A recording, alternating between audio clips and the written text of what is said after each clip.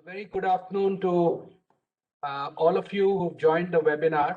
Let me at the outset introduce myself. My name is Guru Charan. I'm the director of the Public Affairs Center. I've not switched on my video because the connectivity is rather poor. I hope I'm audible. So let me begin by welcoming the panelists while we await Dr. Ravindra, Chairman of Public Affairs Center, joining in as the chair of today's panel. Where do I go for recording? We have in today's panel very distinguished former civil servants, current civil servants, I thought I had started important the recording. influencers from the civil society organizations, and I'm not able to. distinguished academics. So a very warm welcome to Mr. K. Jairaj. He needs little introduction. Nonetheless, he's a very distinguished civil servant from the Karnataka cadre, has served as the commissioner for Bangalore City and was an important participant in Bangalore's development in those years. A very warm welcome to you, Mr. Jairaj. Thank you, sir. I also have the pleasure of welcoming Professor Supriya Roy Chowdhury. She is currently with NIAS, formerly with the ISEC, and a very distinguished academic. So a very warm welcome to Dr. Supriya Roy Chowdhury. Thank you. We will be joined by Gaurav Gupta, the current commissioner for Bangalore City. We expect he will join in soon. He may not, as all of you will appreciate, stay throughout the webinar because of other rather urgent commitments, not least dealing with the pandemic in the city, but it will be good that he'll be joining us soon. Hello. I also want to welcome Srikanth, who is a very not only distinguished but also an activist, has been with Janaagraha, is now the CEO of Janaagraha. And most of you know that Janaagraha has played a very important role in improving Bangalore City's functioning, beginning with trying to help improve their revenue management systems and so on. So before I hand over to the panelists for a brief self-introduction, or if they wish to make some opening remarks, let me just say that Public Affairs Center, as all of you know, is a not-for-profit think tank. We are 27 years old. And among the many things that we do, more recently, a distinguished group of thinkers came together as the Public Policy Steering Committee and suggested to us that we initiate a series of webinars which would be of public interest. We called it the Public Issues Dialogue. So as part of the PPD, this is the second webinar that we are holding. The first one a few months ago was on the vaccination program and how it might best be rolled out to deal with the pandemic. And today we're going to be speaking about reclaiming Bangalore's preeminence. All of you know that Bangaloreans woke up with a pleasant news some months ago that Bangalore City was listed as the best for the ease of living in India by the Ministry of Urban Development of India. But at the same time, on the Municipal Performance Index, which was also released together with the Ease of Living Index, Bangalore showed that it was performing well below its potential. And a little disconcerting to those of us who live in Bangalore, that Bangalore continues to perform in a manner that underwhelms all of us. With those opening remarks, let me hand over in the interim till Dr. Ravindra joins us to Mr. K. Jairaj. Jairaj sir, if you could initiate the discussion and perhaps thereon take over the role of the moderator till Dr. Ravindra Hello. joins in, I would much appreciate it because we have Hello. a very distinguished audience today who have all joined in, very large number as well. So over to Mr. Jairaj. Thank you. Thank you, Guru, for this unintended honor. We can't hear you, sir. You have to unmute Hello? your mic, I think. I have to unmute? No. Can you hear me? Hear him. We can hear him. Yeah. Can you, Supriya, can you hear me? Yes, I can hear you, sir. I think Guru is the only person who can't hear me. Yes, Renuka. Okay. So Okay, thank you. Thank you. Yeah. I think, Annapurna, you just tell Guru that I'm audible to all the others, but maybe. Yes, sir. him, so- Yes, sir.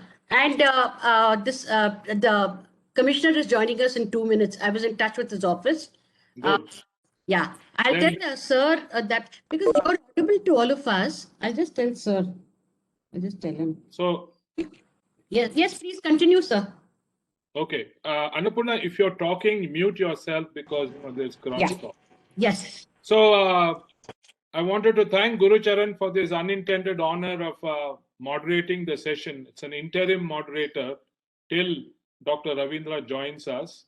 But I wanted to also, on behalf of the PAC, welcome the participants, Priyanka, Srikanth, and Supriya, and my colleague Gaurav, whenever he can join us.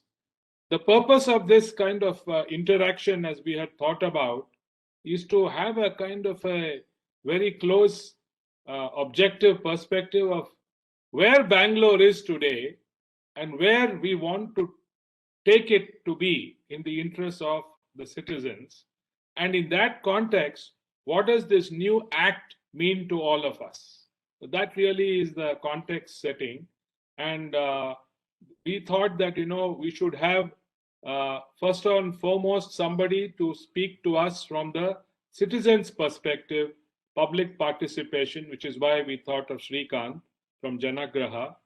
Then Supriya to give us the kind of socio-economic political perspective, focusing really on rights and livelihoods and so on. And then Priyanka to kind of speak about the organizational political interface relating to the city. Well,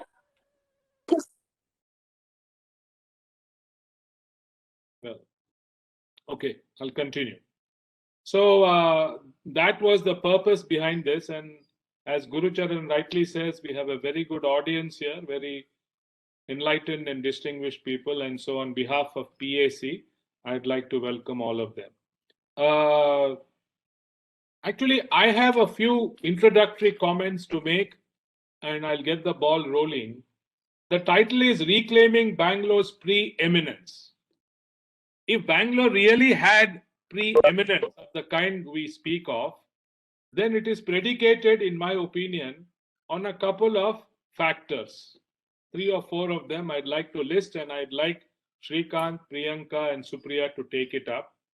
One was on the strength of the institutions which go to make the civic life of Bangalore, the Bbmt, the BDA, the BWSSB, and so on, BESCOM and so on. I'm talking of public institutions because they have maximum interface with the requirements of the citizens at large.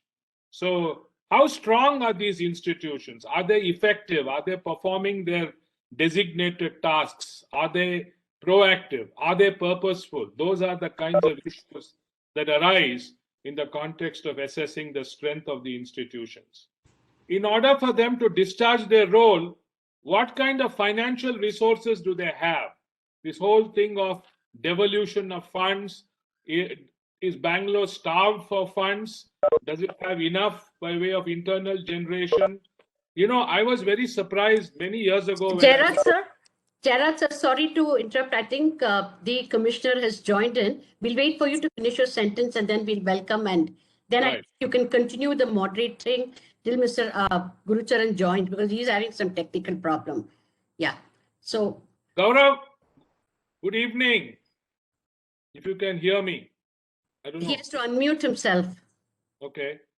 Good evening, sir. On behalf of Public Affairs Center and the team here, You may have to unmute. I'll try and unmute him. No, he's got to unmute himself. Okay, so till he unmutes himself, the strength Yes, of sir. Yeah, please continue, sir. the strength of institutions, then the financial resources. Third point is how good are they in implementation, all these agencies, because the rub is in implementation. Can they fulfill their programs and policies, etc., in the interests of the citizens? And fourth is from the point of view of citizen participation, what kind of partnerships do they have with stakeholders? Because in the absence of partnerships, it really becomes a monopolistic kind of thing, which will not work to the advantage of the people. And finally, of great importance today is the aspect of equity. You know, how equitable is this entire arrangement? Are people benefiting from it? Are the poor really getting a head start? In other words, if we have to reclaim our preeminence, is there enough of the pie for all? So those are really some of the issues that I thought are relevant in talking about the preeminence of Bangalore. And I've listed it, keeping in mind our participants, Priyanka, Supriya, and Srikanth, and of course Gaurav, because Gaurav should really talk to us about the strength of the institutions to which he is uniquely equipped by virtue of the position he holds and his experience earlier as additional and special commissioner of Bbmt when I had the good fortune of heading that body. So now I'm done with my introductory comments, Annapurna. So shall we start with the... Yeah, I'm requesting Mr. Gautam to unmute himself. I'm calling his office because I can see him, but he's not unmuted himself. I'm trying to figure out. Okay. Hello, good evening, sir. I'm just trying his office. Why is it so complicated? I don't understand. It's pretty simple. I was testing from morning. Otherwise, I think we can, even our chairman is not able to log in. I'm going to start now. I think you start, sir. You start. Gurucharan sir is also on. Srikanth, I'm starting with Mr. Jairaj. I think we should just begin the webinar now. Yes, so, we have begun.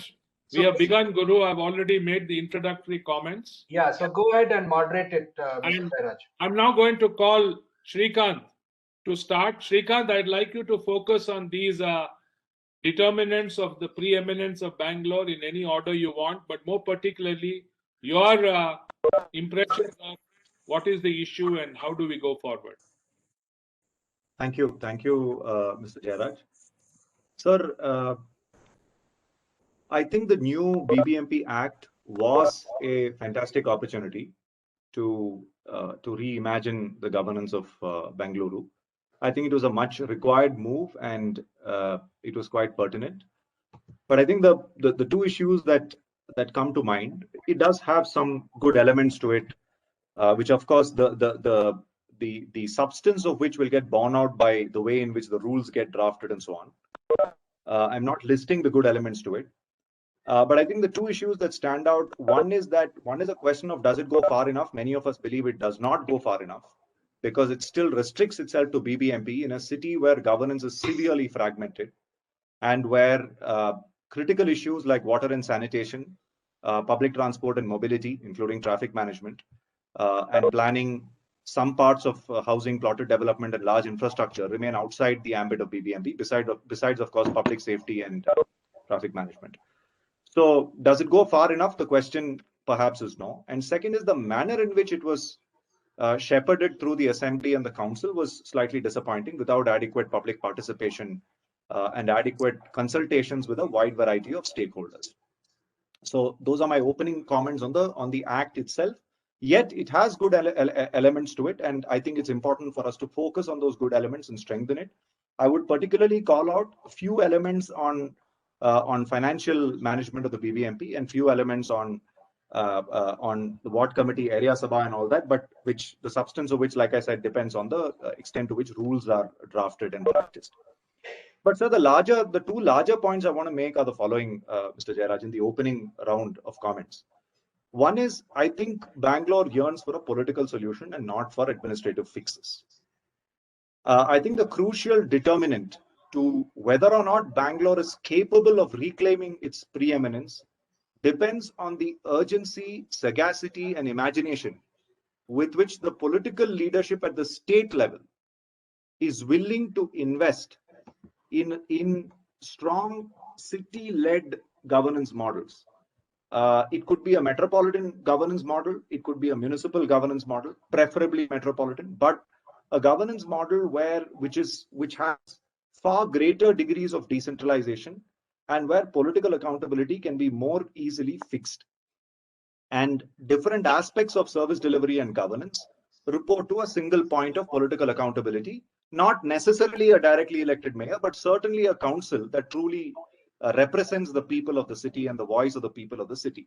I do recognize that we can't take a single leap oblivious of the current political party realities in India. We have a certain legacy of federalism. We have a certain legacy of political party structures, many of which tend to be centralized. But I do believe within those boundaries, it is possible for Bangalore to be reimagined politically. But I think it's very important that the solution is political, but far more imaginative than just the recently passed legislation. The second point I want to make is what I see at the union, state, and local levels across India, of course, through the lens of our own experience at Janaagraha, is that political leadership alone is not sufficient to surmount the fairly acute shortage of administrative capacities in general in our governments, but more particularly with respect to governance of cities. And by capacities, in a broad brush, I'm covering finances, human resources, and technology. And I feel that strong political leadership and political imagination alone appears to be insufficient, and therefore we need far greater administrative capacities. And our own empirical data across about 23, 24 cities across 21 states, so the relatively larger cities, appears to indicate that Bangalore is more hamstrung than other cities in this respect. I think, therefore, it is while as much as we would like governance of Bengaluru, its institutions are not as strong as we would like it to be. Their service delivery and performance falls short of our expectations, both in terms of service delivery and governance, and also in terms of transparency and citizen participation. However, I would hesitate looking at their balance sheets, their budget documents, their own governing documents, looking at the kind of resources that the state is willing to invest in them and empower them. I would think that this is an issue of state political leadership rather than that of these individual institutions. Because whether it's the Bengaluru Metropolitan Transport Corporation or the Water Supply Board or the Bbmt itself, I feel they are hugely short of workforce, both in terms of numbers and in terms of skills and competencies. They are also not as empowered as they need to be. They are fairly, they are largely, if I may say so, at the cost of being controversial, they are largely outsourced service providers of the state government, and the state government is injecting capital, powers and functions and workforce based in an episodic manner rather than in a systematic manner. So they are not strong institutions that can really sustainably deliver to Bangalore and its citizens good quality of governance. Therefore, I do agree that there's a lot that these institutions can do within their current resources. People generally, when I make this argument, people generally say, but money is not the problem, but staffing is not the problem. What are they doing with their current resources? But this is not an either or. These two are not mutually exclusive. And I do believe that in India, we tend to undermine the importance of investing heavily in these public institutions. We need to recognize that we need larger governments in India, particularly in urban, in terms of human resources and funds. We are hugely short of that. Hopefully, COVID is a strong signal to political parties across the spectrum that we need far greater degrees of decentralized governance in our cities with far greater resources. I'll stop here, sir.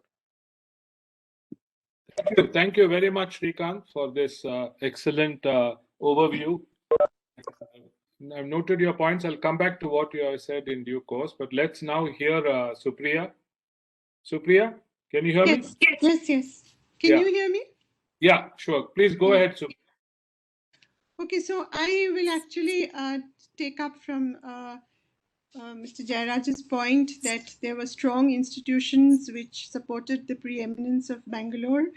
And I will try to say that this preeminence or the past preeminence was actually anchored in very solid institutional presence of the public sector.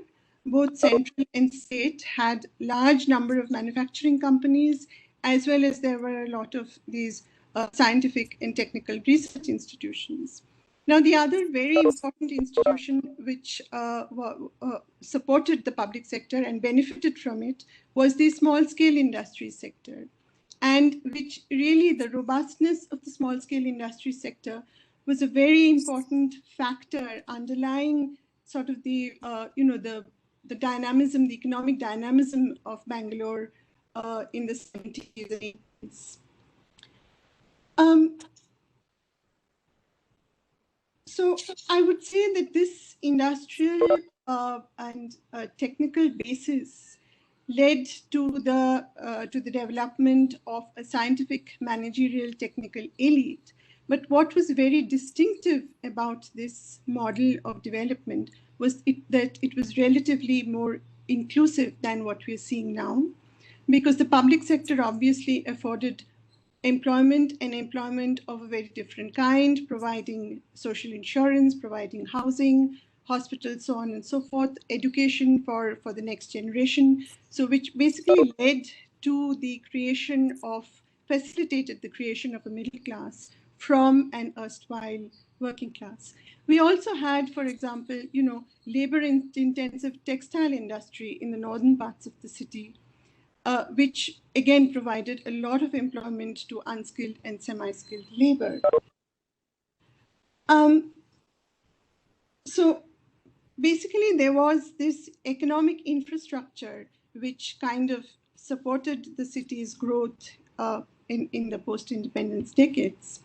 We now have, as we all know, a very, very different kind of model of development, and which has led to a very different kind of preeminence. I won't go into the details of Karnataka's and particularly Bangalore's centrality in the domain of IT, ITES, and particularly of export of IT from India. So we're all familiar with those figures and with the image of Bangalore particularly as an icon of an industrial, of an IT-led revolution.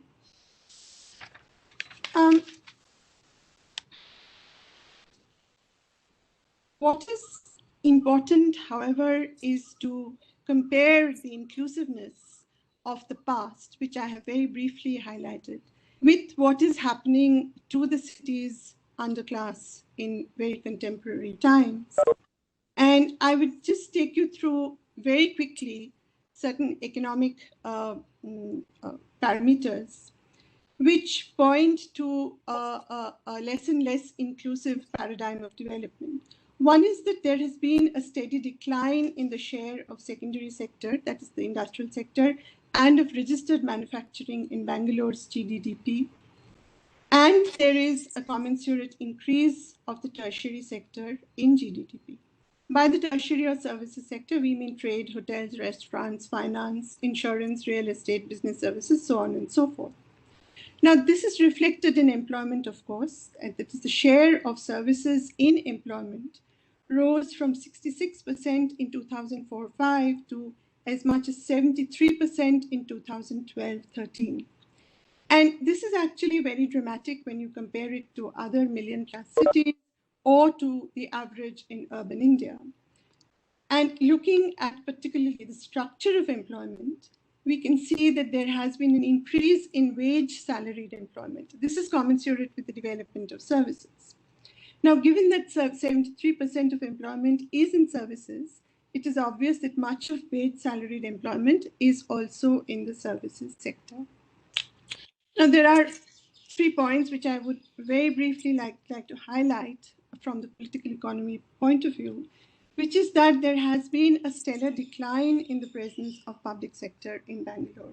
Now, the decline of public sector is politically contested, so it's not like we have closures or privatization every day, but there have been closure of units, their land has been sold, and the permanent workforce in the public sector has been gradually downsized and contractualized. And as we all know, large public sector presence in companies like NGF, Mysore Lamps, Karnataka Soaps and Detergents, so on and so forth, Bini Mills, Minerva Mills, all of these have been kind of decimated. And with that, we have the decline of the small-scale industry sector, seen very clearly in the decline of industrial estates like Pinya, which had afforded huge employment to unskilled and semi-skilled labor. So labor is now employed in two sectors, construction and in the manufacturing sector in ready-made garments.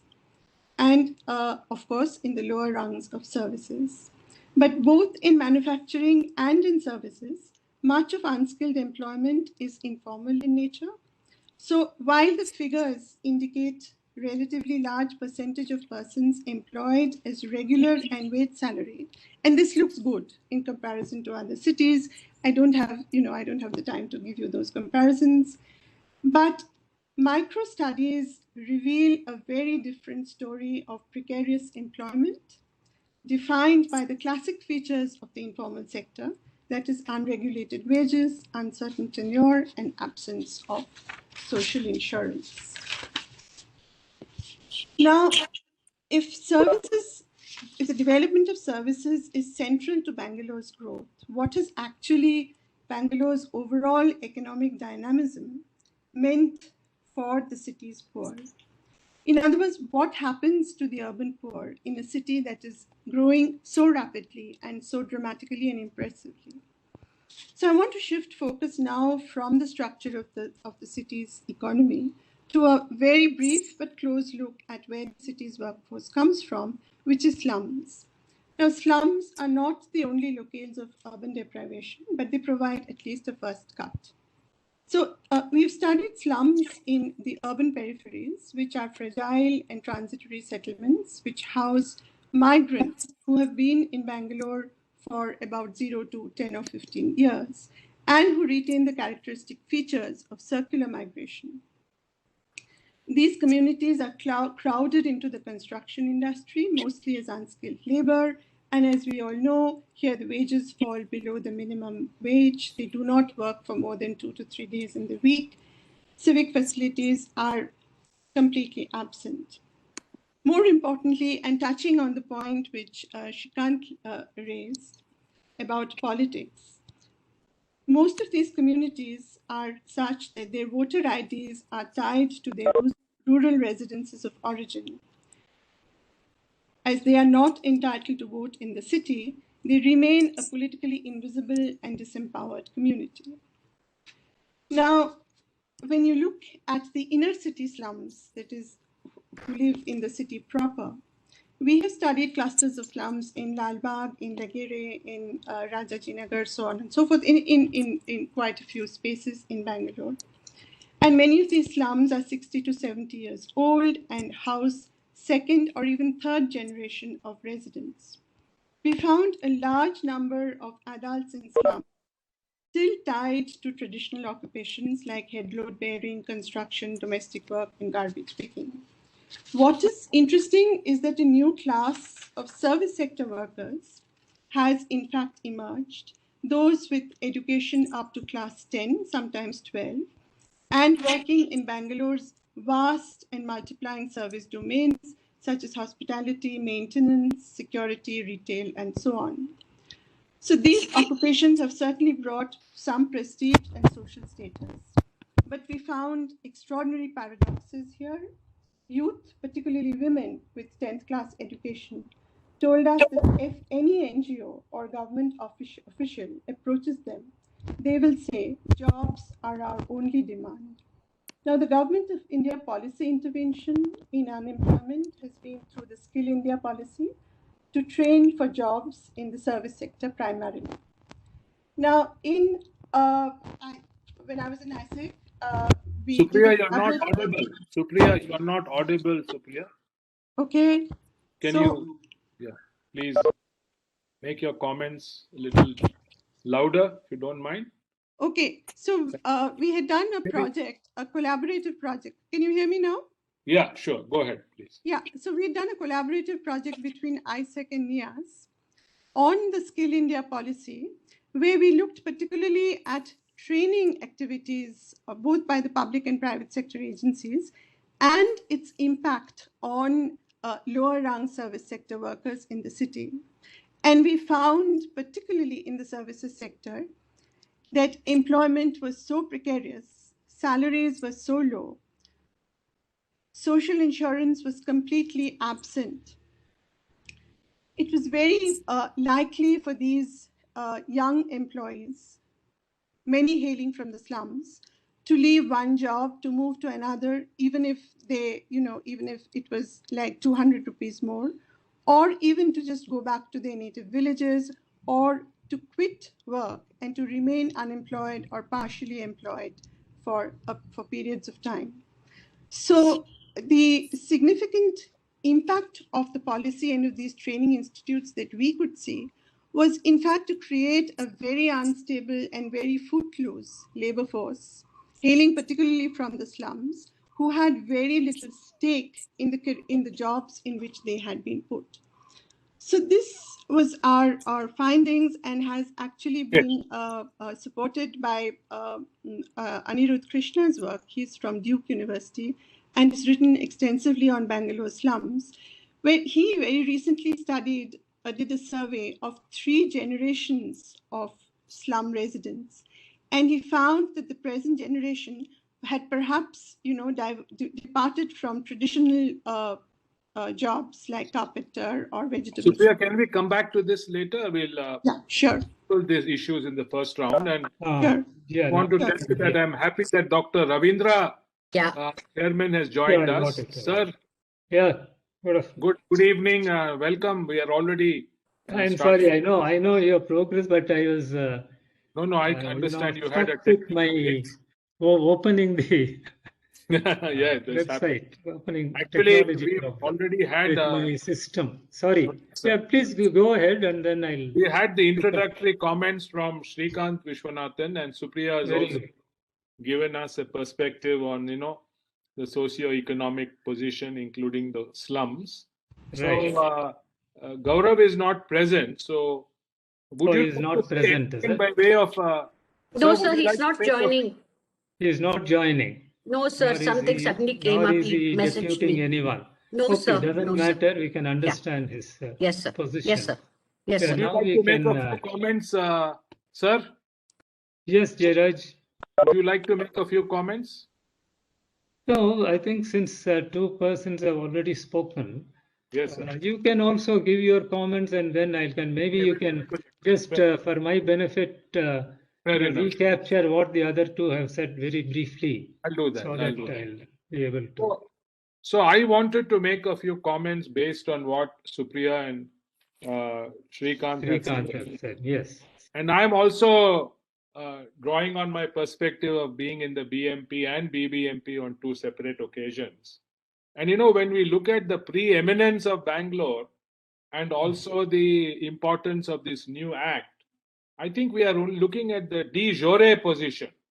But the de facto position is something else, and I'm very happy that our chairman is also here because he's had a very distinguished spell as commissioner himself. Because my thesis is that, in its present form, no matter what the act is, the Bangalore City Corporation matters are ungovernable. And this ungovernability is manifest in the kind of current crisis we see around us. That doesn't obscure from the kind of good people who work in the corporation or even the good work it has done in part, for instance, the COVID war room and the attempt to regulate the admissions and bring out a daily fact sheet and so on. So I'm not trying to abstract all these good things, but the larger issue is that, there is no role clarity in what the BBMP has to do. And as Dr. Ravindra will also agree, all the responsibilities are delegated upwards. So the commissioner is the kind of focal point, whereas down the line, the responsibilities are very diffuse. And this is added to the poor capacity that is there. And by capacity, I don't mean individual capacity, I mean Institutional capacity, the capacity of the organization to implement things on time, plan, monitor, etc. That really has really taken a backseat for various reasons that we can look into. And a third fact which stares us all in the face, and I wanted actually the comments of Srikanth in the second round. The third fact is that this entire environment in which civic institutions function today, and you know, folks, Dr. Ravindra has been chairman of BDA, he has been chairperson of BWSSP in addition to BMP. So he will probably agree with this, that there is such an adversarial environment today in which these organizations function because public dissatisfaction is so high that no matter what you do, it is not enough. So therefore, there is the issue of low morale also on the part of most employees who work in these organizations, leading to low self-esteem and so on. So all this is kind of restricting the capacity of civic institutions in general and BBMP in particular to really make a sizable impact on the city. And you know, there's one more aspect I want to table before we throw it open, which is this is so far as the institutions are concerned, and notwithstanding the new act. Another aspect, and you know, I would like Srikanth and Supriya to bear this in mind, is that there is very low social capital in Bangalore.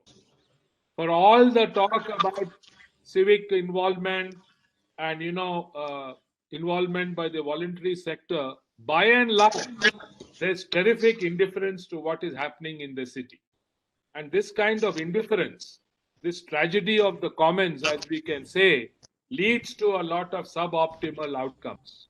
We see it, for instance, you know, in the participation at the ward level, in the ward committees, which are so important. We also see it in many other ways. And one of the things that struck me with great force was the enforcement issues that face the corporation. That, you know, whenever there is a outrageous violation of law, whether it is the building plan or whether it is encroaching on footpaths and so on, these have the active and passive support of the public, including educated people. I'm just making a point in the abstract because there's no time to go into individual questions. So to round up, this conflict and adversarial environment coupled with low capacity leads to a kind of a suboptimal situation as we are seeing today.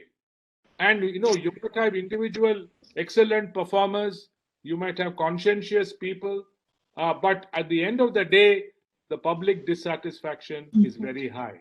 And you know, I think maybe Dr. Ravindra is best suited to address it. And sir, what Srikanth said briefly was that, you know, that basically what we require today is a political solution for Bangalore and not an administrative fix as he described.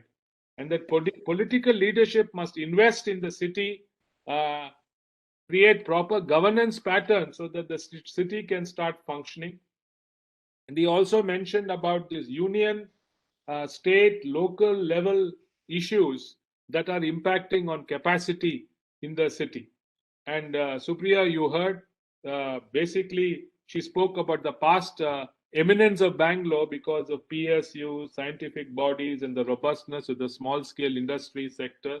And then the growth of IT and all this somehow seems to have been obscured by this large increase in urban poor, as evidenced by the slums in the city and the fact that slums are actually worsening in Bangalore rather than the other way around. So these are some of the points that have been made. And now over to Dr. Ravindra for some comments before we throw it open for a first round of questions to the panelists and then some other comments from them. Sir? Yeah, thank you, Jairaj. I'm sorry I missed the first half hour or 40 minutes. so I didn't have the opportunity of listening to Srikanth and Supriya. Nevertheless, I think you all know the background for this particular webinar.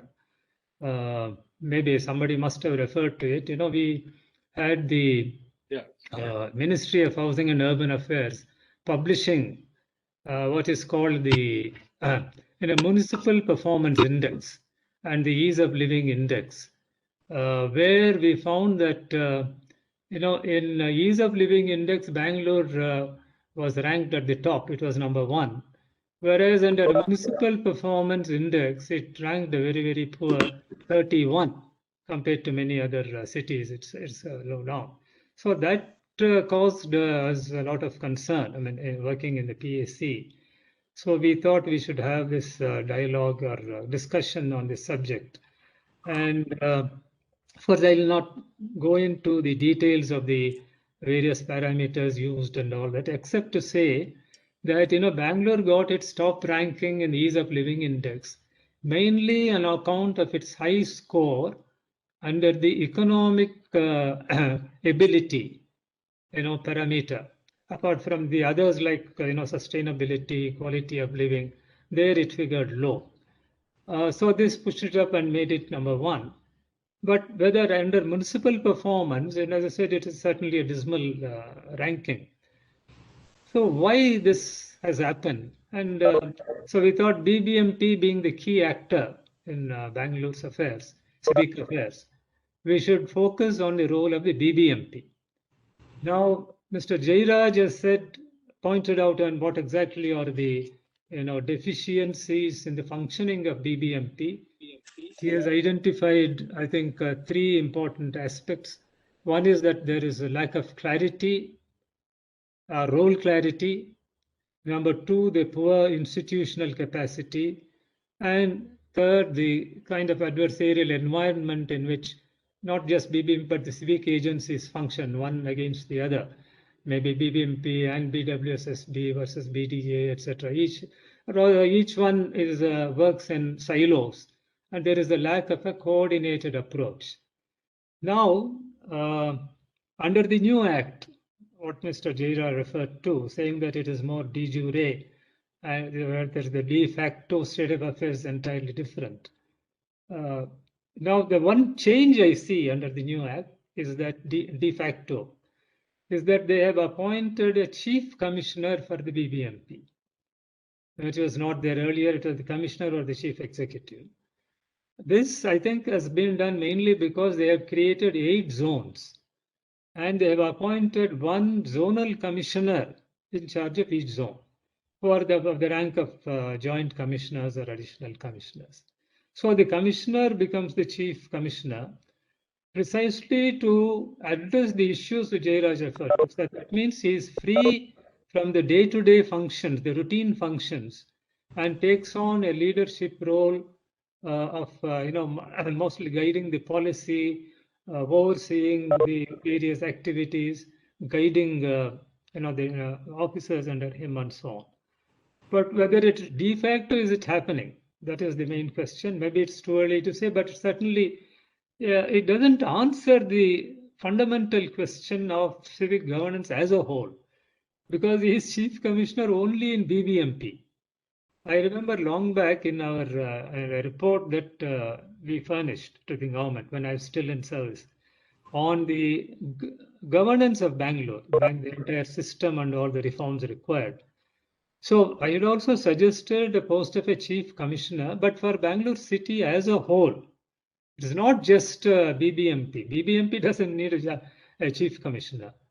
See, so that means he has kind of whether it is a control or jurisdiction over encompassing the different dozen agencies, including BDA, BWSSB, including let's say public transport, or, electricity and all that. All the gamut of civic services should be under one head.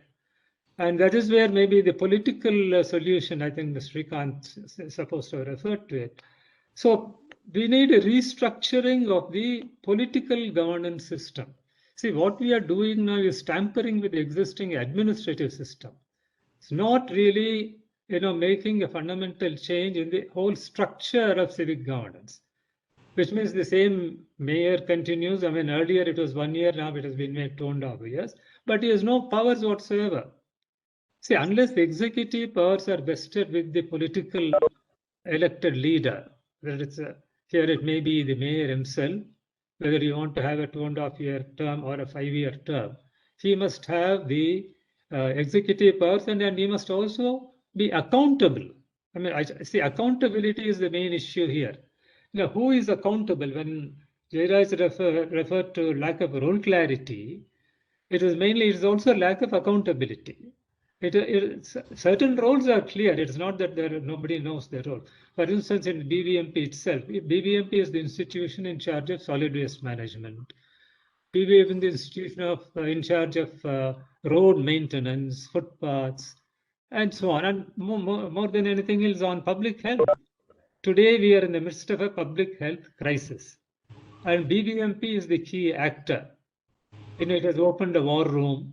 It is trying to collect all the data, monitor what is happening, and supposed to brief the government, etc. But what is happening on ground is today, of course, I mean, it's a very, very difficult situation.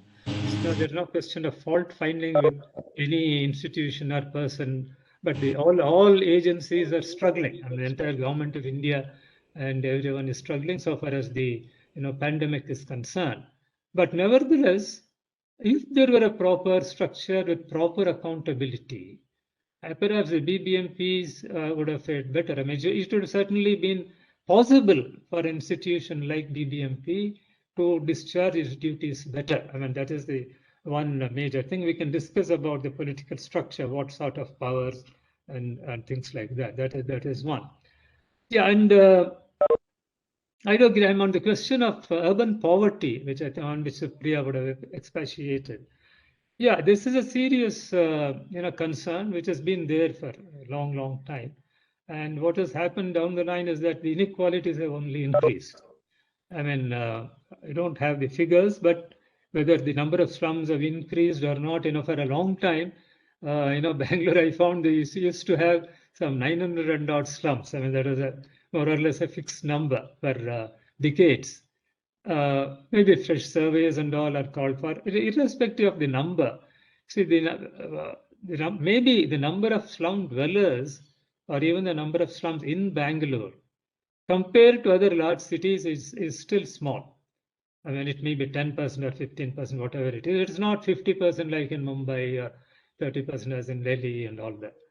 But still, it is a problem. I mean, you see, for instance, mainly the question of housing, shelter, and it is, again, finding solutions for the urban poor is not just finding some kind of a housing and shifting them and constructing multi-story buildings and all that. Urban poverty also includes question of education, health, particularly in a time like this, and livelihoods, and people losing jobs that we are seeing right now under the pandemic.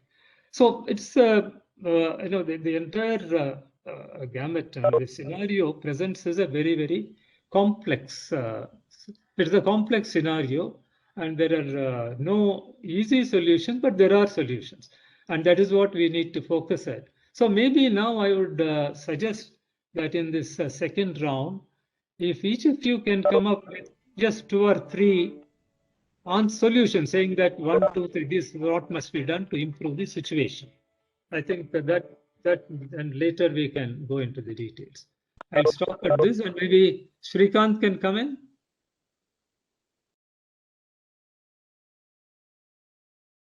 Sure, sir. Sure. Thank you. Yeah, please. Thank you. What can be done now? I mean, in this situation. Sir, I would say 3 things. Yeah. 1, continue to sharply focus on strengthening the fabric of participatory governance in order to build trust and strengthen grassroots democracy. The point that Mr. Jairaj also alluded, which is mobilize citizens, build trust between citizens, elected councillors, and ward level civic officials, so that a sense of community, a sense of participatory democracy, that fabric we strengthen. It is today we know that despite Bangalore, of course, Mr. Jairaj gave his views on what he perceives as the lack of civic energy in Bangalore. But the national perception again, appears to be that other cities are looking up to Bangalore somehow. Perhaps with the exception of a Delhi or a Pune. So I think we have a long way to go. So one is strengthen participatory governance, build a fabric of trust, optimism, positivity at a neighborhood level. Second, I think we are allowing civic energy today to be dissipated.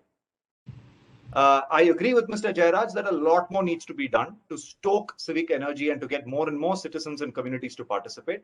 But I also think there's an opportunity for us to utilize it better. Instead of frittering it away in localized, fairly tactical issues, I think there's a need for us to converge and seek a political solution to Bangalore, seek governance reforms to Bangalore.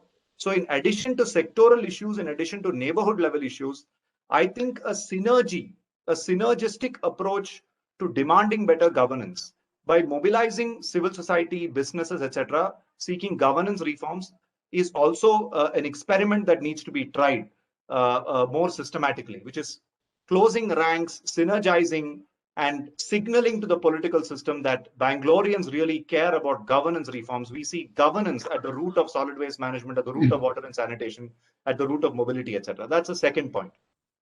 The third final point I want to make is I think we also need to work very closely with the political party system. A few of us, or in whatever manner we may deem fit, I think it's high time that we work with the political party system to make them realize that there is no other solution to governing India's cities than decentralizing it and fixing political accountability for the city.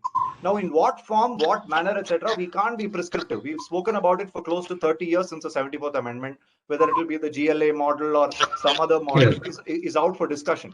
But I think today, each MLA is quite threatened every time you speak about empowering the BBMP or a directly elected mayor or an empowered mayor and council.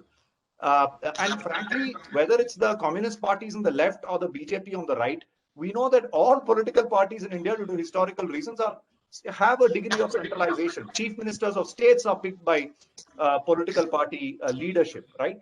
So I think it's important for us to engage more deeply with the political party system and arrive at that consensus on city governance models.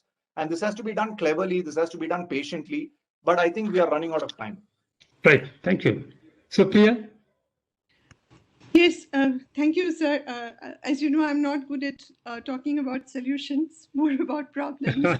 being a very eminent academic. Yeah. No. But as I see it, the problem here is one of, deep diversities and a heterogeneity in the city. So when we talk about civic deficiencies, it's not clear to me which are the spaces that we are actually talking about, and those spaces are actually so different. A few years back, there was the, Srikanth would know about this, the Janaagraha Brown University report on civic amenities in Bangalore. And it was so clearly pointed out that citizenship rights have a close link to the economic class of citizens. So we're talking about very different things if we're talking about the right to water in economically weaker section neighborhoods or in slums, or the availability of water in middle class or upper class gated communities. I think that distinction really needs to be kept in mind. And the other thing is that accountability, again, going back to Srikanth's original point about that rejuvenation has to be a political project rather than anything else. So that political project, perhaps puts on the menu or on the plate a different set of considerations. If accountability is indeed to happen and in a systematic manner, perhaps we need to activate people, the urban underclass particularly, in a manner where they're aware of their rights and they are actually able to translate that awareness into some kind of political act. Need not be a social movement, but definitely that translation has to happen between awareness and activism. That's one thing. That's the second thing. And I have one last point, which is that, Dr. Ravindra mentioned that poverty, urban poverty, is not only a question of housing, it's not just a question of putting them in multi-story apartments, it's also a question of health and of education, so on and so forth. I would say that it's also primarily a question of incomes, earnings, and livelihoods. And normally we find in the course of development that semi-skilled, unskilled labor, particularly migrants coming in from outside, find a foothold in factories. Now, there's been a kind of a secular reduction in the number of factory jobs in the manufacturing sector, so on and so forth. And I've already mentioned that, jobs are very precarious in every other sector that they are finding themselves in, particularly the service sector. So perhaps a relook at the whole question of industrial regeneration, perhaps more labor intensive industries can be thought of. And nobody's actually arguing for going back in history towards labor intensive or rejuvenating the public sector as it was. I don't think anyone necessarily celebrates the public sector as it was. But the spirit of governmental regulation, regulation of employment, regulation of civic services, regulation of the provision of human services, that spirit of state regulation, which seems to have completely disappeared from our imaginations, that spirit probably has to be brought back. Thank you. Thank you. Jairaj?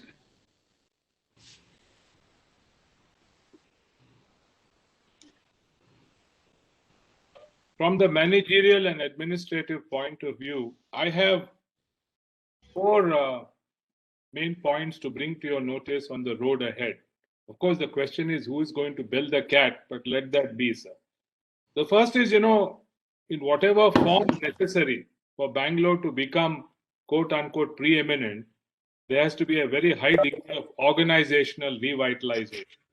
And briefly, that means stability of leadership at the administration level, financial autonomy, internal capacity building. I think Chairman also mentioned that. Project management skills, technology, and ward level planning. I'm just making a quick summary of these issues. Each of them merits a detailed discussion, but that is at the core of organization revitalization.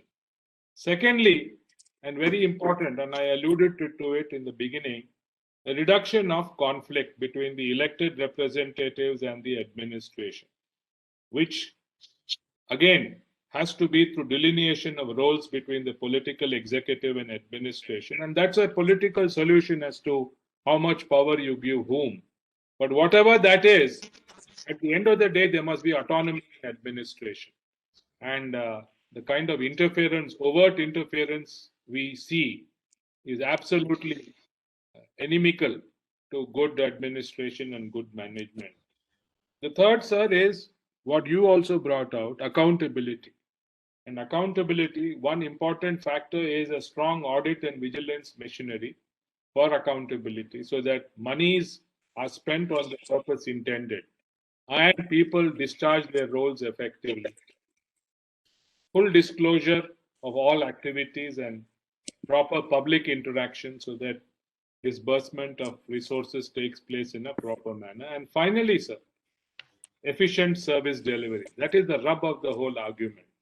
That if people get quality service on time, they are willing to pay for it. They are willing also to enhance their social capital if there's a realization that, the civic body means business. And if the new act can work in that direction with chief commissioner and zonal commissioners, etc., then it is a step in the right direction. Great. Thank you, Jairaj. I think we have had very good suggestions. Before throwing it open to the audience, 1 or 2 comments, I think, especially about this civic participation of the people. Because Jairaj made a comment saying that we have very low social capital, but at the same time we find organizations like Janaagraha, they have made a lot of efforts to bring about an awakening and then build civic consciousness.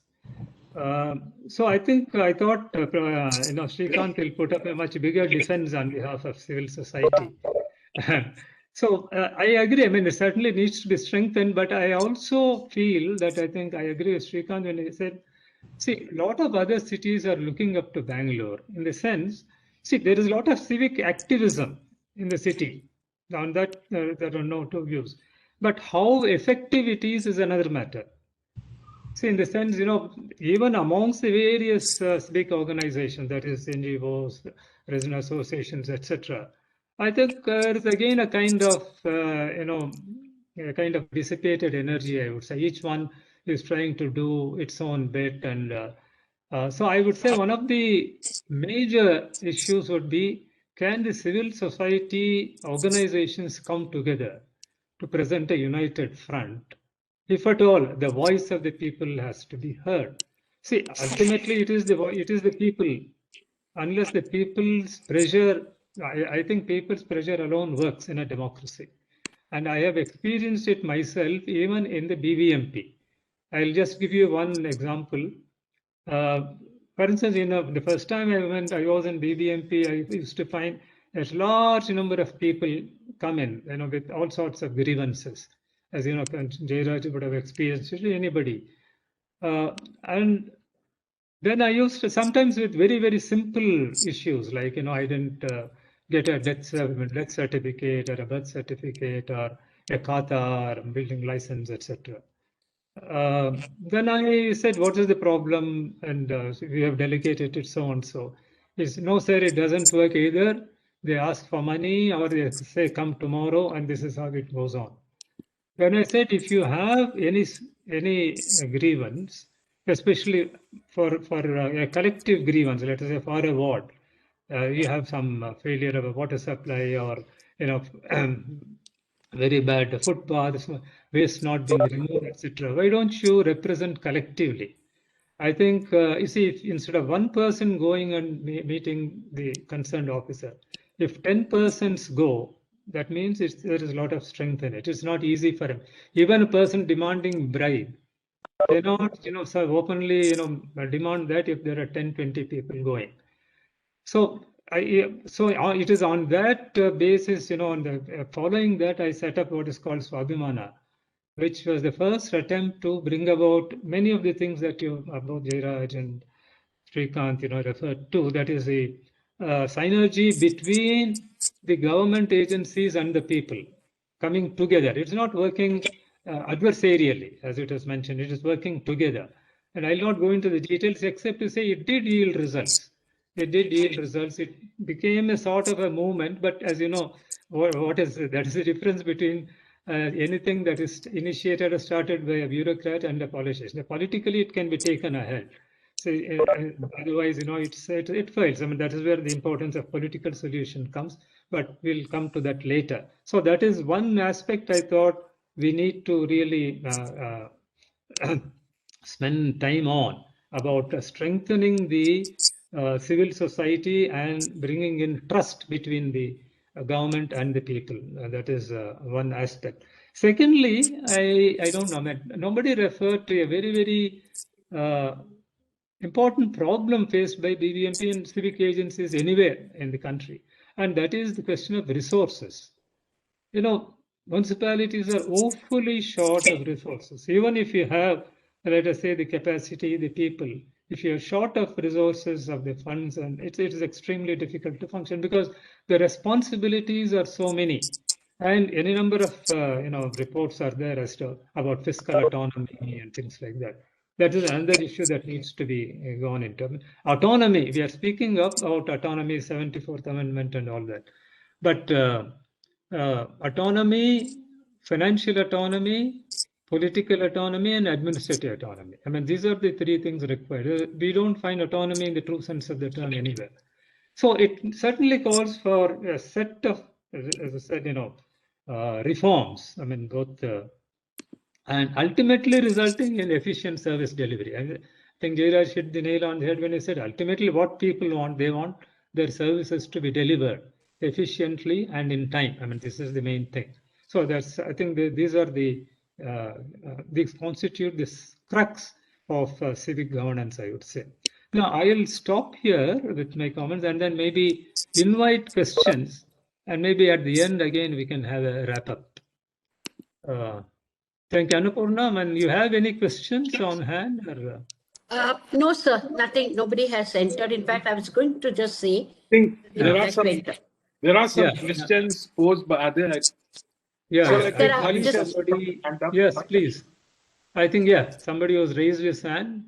Yeah. Please go ahead. Go ahead. I request you to be brief and to the Yeah. point. Yeah. Thank you. Good evening to all panelists. I'm Harish, BPAC member and also a practicing advocate. Okay.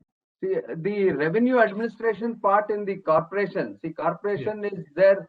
The legal department needs to be revamped because a lot of litigations against the civic agencies are pending before the high courts and various courts in the city. There are two important. The administration should have been user friendly to the citizens of Bangalore. If you take the simple example of the kata system of the property, lot of mischief happens in the kata being transferred to some other person's name and things like that. You see, you take the example of panchayat kata. It has got the photograph of the site property as well as the owner's photograph on the e-kata. You take the BDA kata, there is a photograph. It's only the BBMP kata till today, in spite of computerized kata extract and kata certificate being given, the kata does not carry the photograph of any of the owners of the property.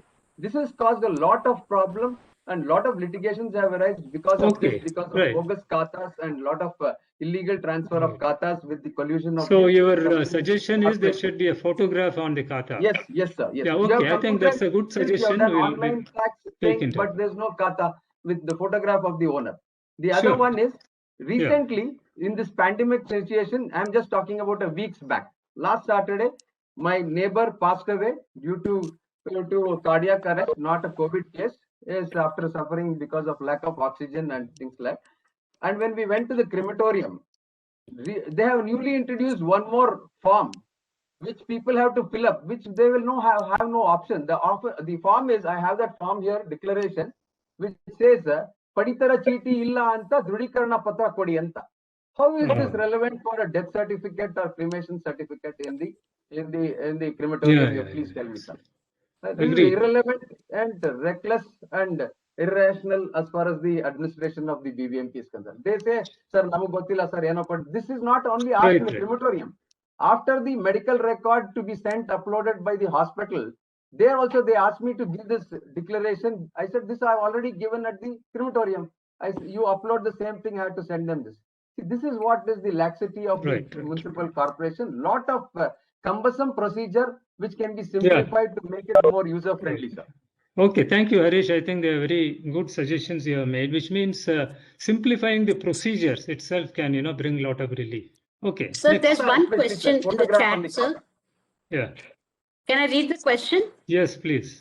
So someone has written, what are we comparing Bangalore with? It needs a very unique model as this is very diverse city, which is quite different from other cities. Bengaluru by 2035 is expected to be amongst the top 20 cities in the world. Urban migration is not going to stop. So the question is, what is the middle class wants, what the poor wants? How can we answer? I think it should come from the representatives of. So that was. It's Captain who had asked this question. If you can clarify, I mean, what you have in mind. I asked that question because when we talk about resources, you look at Mumbai, you look at Bombay, they are probably one of the richest cities and they have collapsed. Their infrastructure has collapsed. I think Bengaluru is pretty far from that as yet. So it's not just about resources, maybe. This has to be dealt with both at the strategic and a tactical level. Because I think stakeholders are different. People like us who are middle class want something. People who are migrating into the city from all over India and Karnataka need something else. So I think it has to be looked at different levels.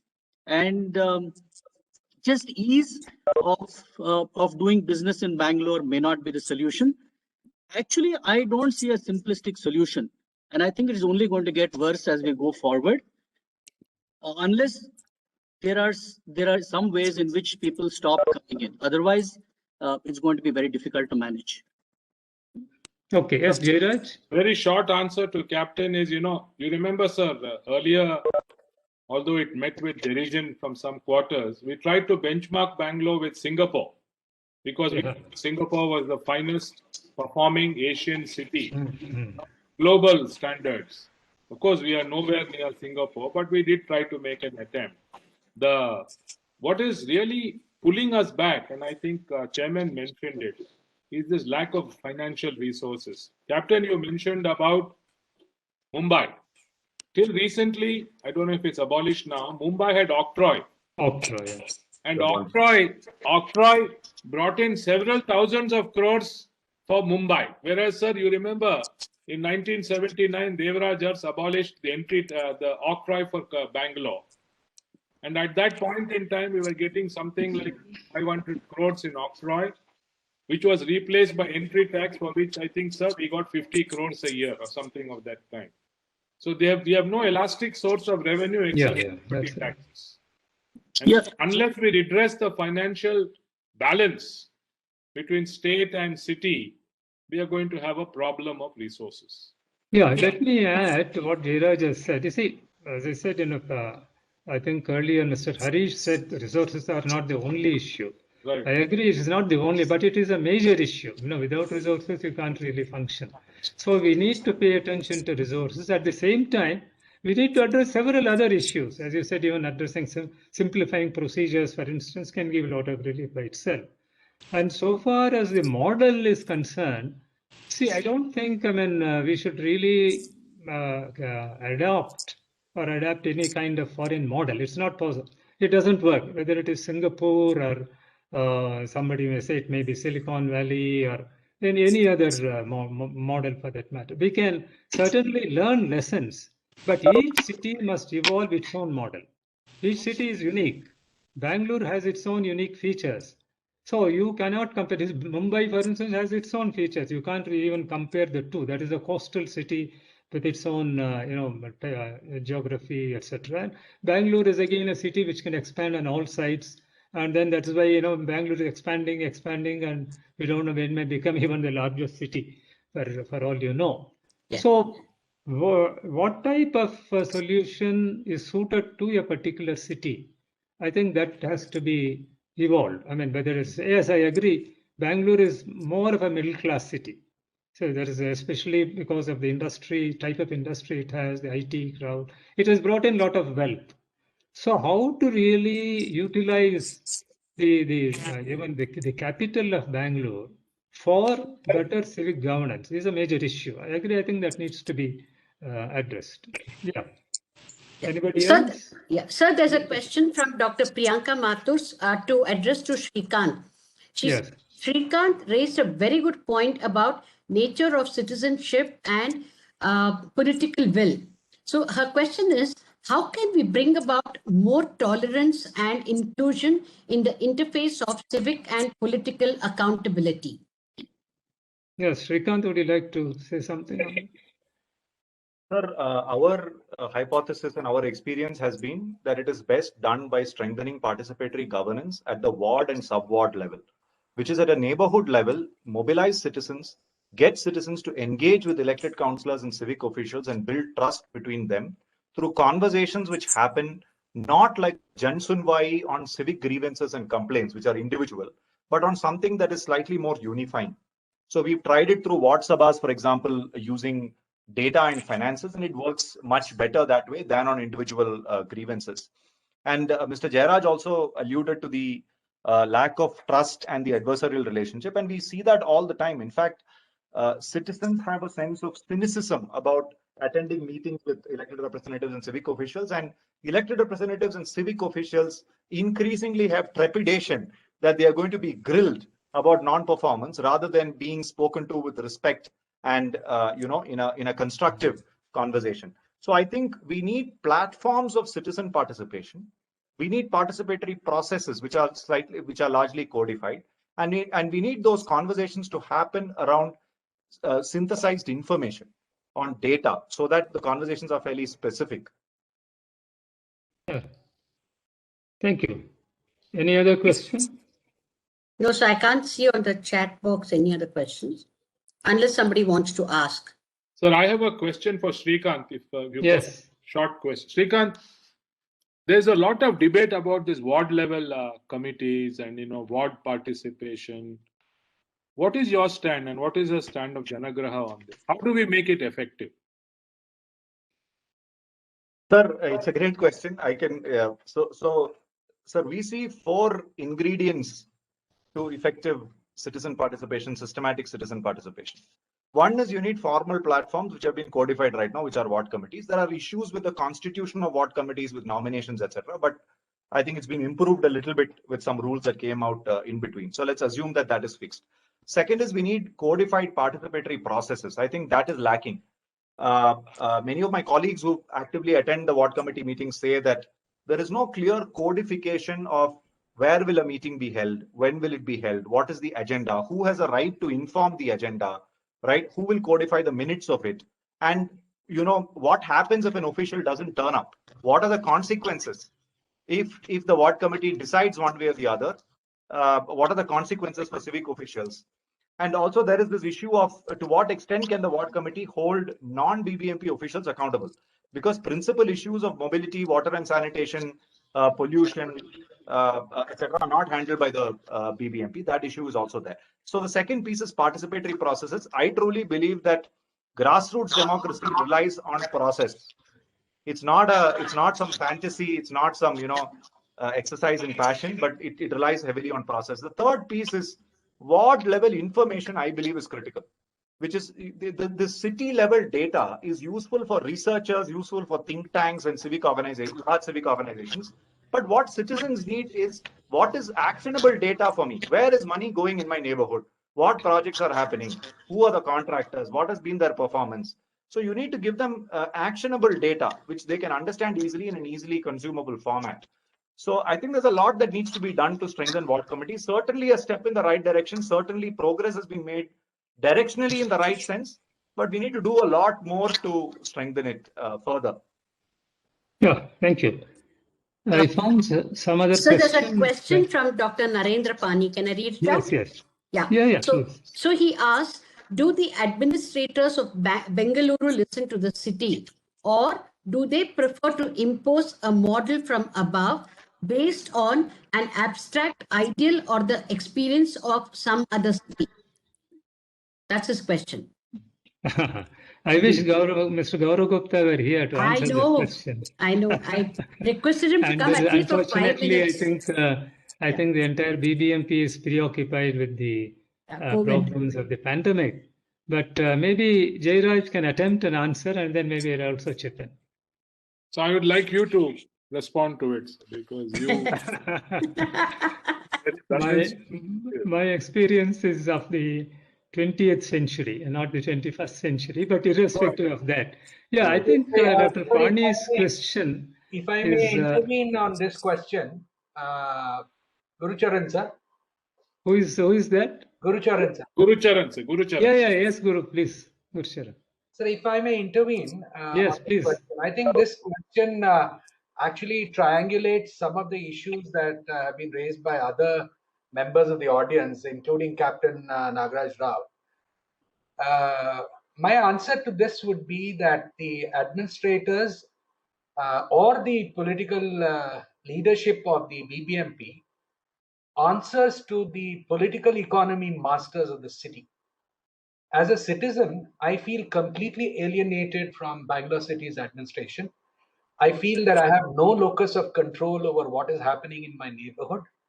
And for a great part, I think it is because those who control the political economy of the city, whether they are contractors or within the political hierarchy, the BBMP leadership, political leadership, serves as subalterns to the political leadership of the state. And a good question to ask might be, do the citizens have a voice at all, notwithstanding all the very persuasive arguments that Srikanth advanced? I don't think so. I mean, the fact that Janaagraha started its work a good 20 years ago and has struggled to make whatever little progress it has achieved. And Therefore, my answer would be that the administration listens to those who are more powerful. If there's an inherent conflict of interest, is the citizen more powerful, or is somebody more influential politically, economically, more powerful? I will obviously listen to those who are more powerful. And I think the balance of convenience is against the citizen of India, of the city. Thank you, sir.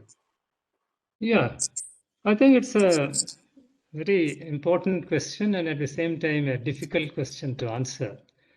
Let me put it this way. See, administrators listening to the city or to the people of the city, it is not just the administrators. I would say it is an entire system has to be taken into account. The political and administrative system go together. In any anywhere. So as you know, the BMP comprises two parts. One is the elected representatives, and we also have the officials, to implement the policies and programs and all that. So the basic problem with the city, I would say, and the BBMP is that, see, the representatives of the people who get elected, or the elected representatives, who are supposed to really listen to the city in that sense, and give a voice to them in the BBMP council meetings or in the actions, in the decisions to be taken. That is not coming out the way it should. So it obviously results in a kind of a conflict, which Jairaj referred to.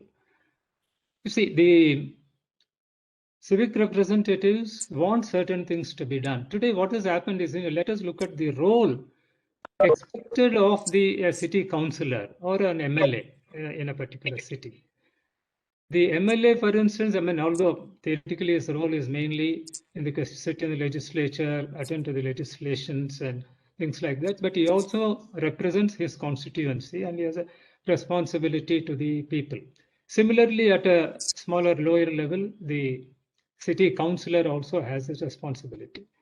Now, in practice, what has happened? See, the first question is, are they listening to the people in the city? Yes, they do. I don't say no. For instance, they do comment up saying that people here, there is water has failed here, there is no sanitation, that so-and-so doesn't get a kata and things like that. They say all that to the administrators.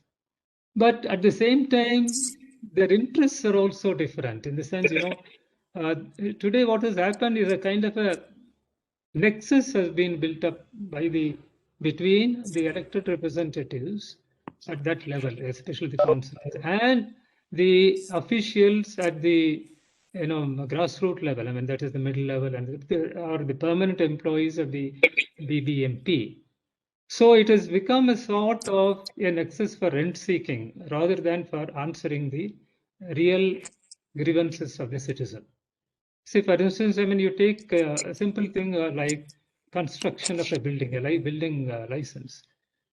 Now, I have heard people, even now they come, I get into, some conversations with the officials of the BBMP.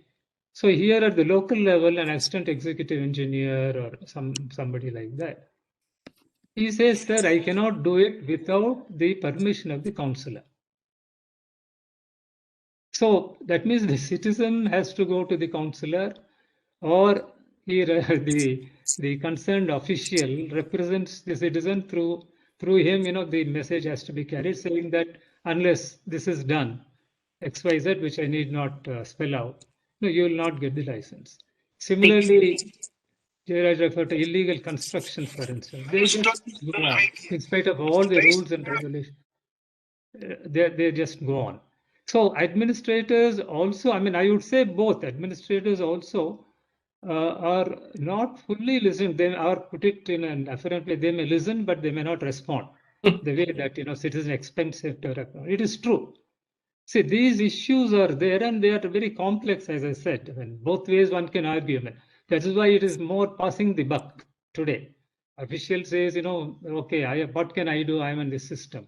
The politician will say, no, I have. It is the official who is not discharging his duty. So that is where I think the lack of clarity comes in, or the lack of accountability. We need to establish a system of accountability. I think unless that is done, it's this question will continue to be a question for which there is no satisfactory answer. But how and all, that needs to be gone. And there are answers. I'm not saying no. It's certainly possible. But maybe that needs to be gone into. That itself perhaps needs a session. I think Dr. Pani's question is so vast, in the sense it's vast and complex. It needs a webinar on a separate scale. So there's a question from Srikanth to Professor Supriya Chowdhury, if I may read it out. Yeah. Yeah. So he says, Professor, do you see a role for Kerala model of Kumbashri SLGs, which actually started as an urban program in collectivizing the urban poor, particularly then strengthening their voice and agency? Srikanth, am I right in conveying your question? I just read what you typed. Yeah, Professor Supriya Chowdhury, it's for you. Yeah, that's fine. Yeah. Yeah, thank you. Yeah, so Srikanth, one can compare, of course, models of accountability and models of activism. I would still say that these are very context specific and very sort of historically determined by the history of each city. When we're talking about Kerala and the experiment that you're talking about, we're actually seeing the activation of groups of people from civil society by civil society organizations with a long history of radicalism, socialist ideas, so on and so forth. So it's a very different historical context, I feel. Whereas in Bangalore, civil society has been deeply engaged with urban poor issues or urban privation issues or issues of accountability, so on and so forth. But the color and flavor of that engagement has been very different. So just to give an example, that we continue to talk about accountability and about service delivery. And I myself have done that. I've written on urban governance. We continue to talk about service delivery as if service delivery means the same to all sections of the city, without keeping in mind the deeply fragmented structure of the city. So, for example, 40% of slum dwellers in Bangalore do not have access to private toilets. Now, is this a question of having the means to build a private toilet, or is this a question of the BBMP being responsive enough to citizen needs to provide these toilets and to maintain them? Is this a question of civil society, of NGOs stepping in and filling the vacuum, which the BBMP obviously hasn't done? So I feel these questions are so specific to the city, to the history and dynamics of the city itself, that I would hesitate to kind of talk about replicating a particular model, except in the broadest possible sense. Fine, I think we have reached the time limit and we have already crossed 6. I think we can wrap up, but let me make one final comment, and I think we should not be too pessimistic either. See, there are a number of examples where, the BBMP officials have also responded, and where cooperation between the people and the BBMP have also gone a long way in finding solutions. For instance, I am told even now, in HSR layout, HSR colony, see, there is a very good resident welfare association. I believe that councillor also is very cooperative. And together they're able to solve a lot of local problems. And I'll give another small example on the other side. Dr. Pani, since he also lives in Indiranagar. So we have this park near the Indiranagar Club, where a lot of people go, and you see, it is the Resident Welfare Association which took the initiative in bringing about a lot of improvements. They got some donations, etc. Then the BBMP officials also cooperated, and they worked together to put up some, playthings for children and so on and so on. Apart that is the one, but that I'll give you another example about the park. People wanted one toilet. When Supriya referred to private toilets, I got reminded of this. They wanted a toilet within the park, a small one. And after a lot of difficulty, the resident association convinced the BBMP that a toilet should be put up. They agreed. And finally, even with some, the cooperation of both, an e-toilet was constructed. But believe me, that would not get opened.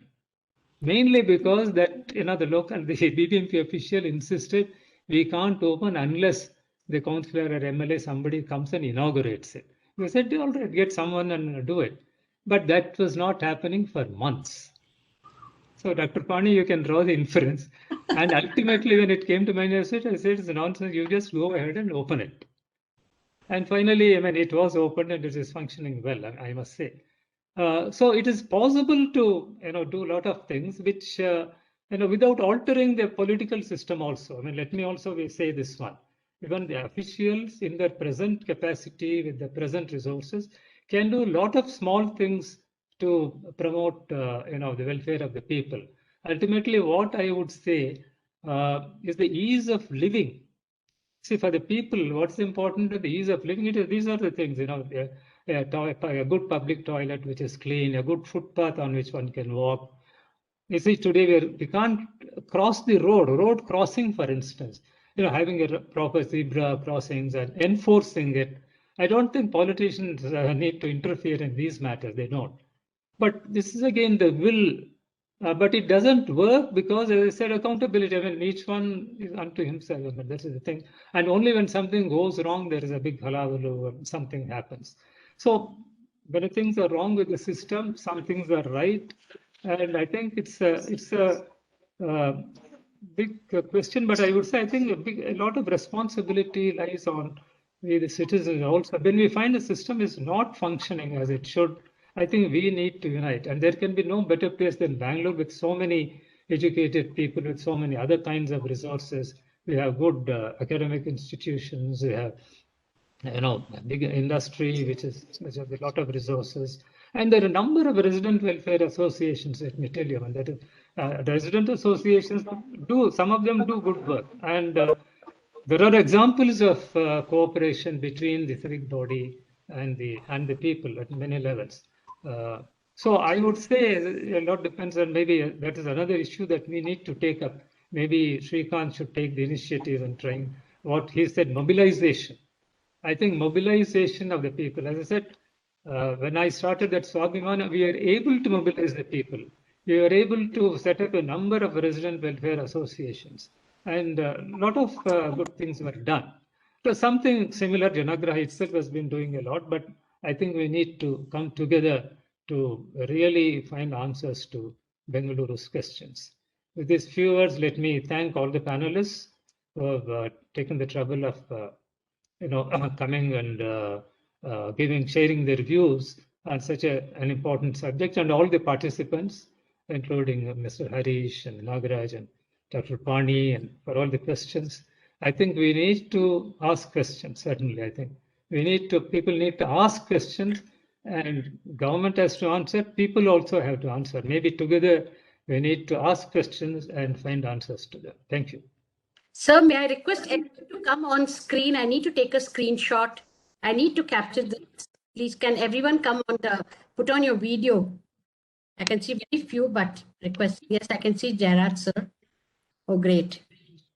Any more? Yeah, just they're coming on and just wait for a second. So I'll quickly take a screenshot.